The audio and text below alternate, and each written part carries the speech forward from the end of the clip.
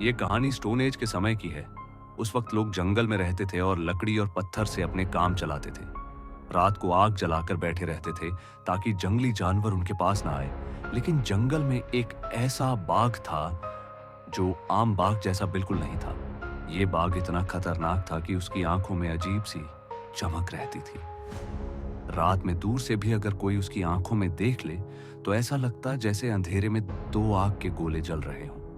लोग कहते थे कि यह बाघ सिर्फ शिकार नहीं करता बल्कि अपने शिकार के साथ खेलता भी है। गांव वाले बहुत डर के मारे रहते थे।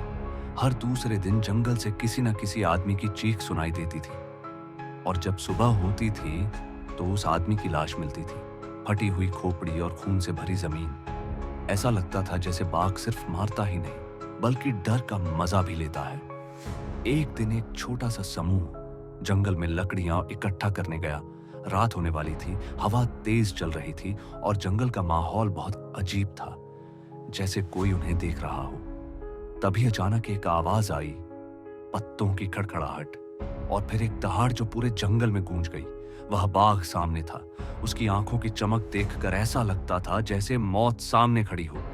लोग भागने लगे, चीखने लगे, और तभी एक आदमी को बाघ ने पकड़ लिया। उसकी चीख इतनी डरावनी थी कि बाकी लोग हमेशा के लिए वह आवाज याद रख गए। उस रात के बाद गांव के बुजुर्ग बोलने लगे, यह बाघ कोई आम जानवर नहीं है, यह शापित है, जंगल का रक्षक है जो हमेशा खून मांगता है। गांव के लोग अब डर के साए में जी रहे थे।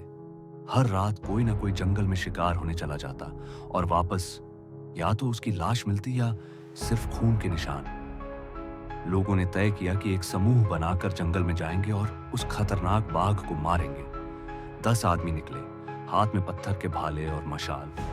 रात का समय था, हवा तेज थी और जंगल में अंधेरा इतना घना था कि अपनी सांस की आवाज भी बहुत बड़ी लग रही थी। कुछ देर चलने के बाद उन्हें मिट्टी पर खून गिरा हुआ दिखाई दिया। वो खून जैसे निशान जंगल के भीतर खींचे जा रहे थे। सभी के पैर थरथरा रहे थे, पर समूह रुका नहीं। जितना आगे बढ़े एक अजीब सी गंध आने लगी, जैसे किसी का मांस जल रहा हो। तभी अचानक पेड़ के पीछे से एक दहाड़ सुनाई दी। मशाल की रोशनी घुमाई गई और सामने पेड़ की शाख पर लटका हुआ आदमी दिखा। उसके सिर पर बड़े बड़े पंजों के निशान थे। सभी की रूह कांप उठी। अचानक पीछे से पत्तों की तेज खड़खड़ाहट हुई। सभी ने सोचा बाघ सिर्फ एक तरफ है, पर अब आवाज एक ही समय में दो अलग अलग जगह से आ रही थी। समूह के आधे लोग भाग गए, आधे वहीं खड़े रहे। तभी मशाल की रोशनी झाड़ियों पर पड़ी और एक बड़े बाघ का चेहरा दिखा जिसकी आंखें जल रही थीं। और फिर दूसरी तरफ से भी एक दहाड़ आई, इतनी तेज कि मशाल की आग ही हिल गई। गांव के लोग समझ ही नहीं पाए, एक बाघ होगा या जंगल में और भी कुछ है। उस रात के बाद से कोई भी आदमी जंगल का नाम भी लेना नहीं चाहता था। गांव में अब माहौल बिल्कुल बदल चुका था। बच्चे रात को रोते रोते सोते और औरतें आग के चारों ओर बैठकर प्रार्थना करती। हर किसी के मन में एक ही सवाल था, जंगल में आखिर क्या हो रहा है। एक दिन 2 नौजवान राघव और डेनू हिम्मत करके जंगल की ओर बढ़े। उनके साथ एक बुजुर्ग भी था जो कहता था, अगर आज हम इस जानवर का पता नहीं लगाते तो कल गांव का एक भी इंसान जिंदा नहीं बचेगा। तीनों रात के अंधेरे में मशाल लेकर चल पड़े। जंगल की हवा ठंडी थी, लेकिन उसमें एक अजीब सा डर भी घुला हुआ था। पेड़ों की छांव ऐसे लग रही थी जैसे कोई उनके साथ चल रहा हो। अचानक दूर से एक जोरदार दहाड़ गूंजी। तीनों ठिठक गए। मशाल की रोशनी घुमाई गई और वहां मिट्टी पर बड़े बड़े पंजों के ताजा निशान थे। राघव ने हाथ लगाया, मिट्टी अब भी गीली थी। मतलब वो बाघ यहीं कहीं पास ही था। तभी पीछे पत्तों की खड़खड़ाहट। तीनों मुश्किल से पलटकर देख पाए और वहां एक बाघ उन्हें घूर रहा था। उसकी सांसें तेज थीं और उसके मुंह से खून टपक रहा था। डेनू चीखते हुए भागा, पर उसी समय सामने एक और दहाड़।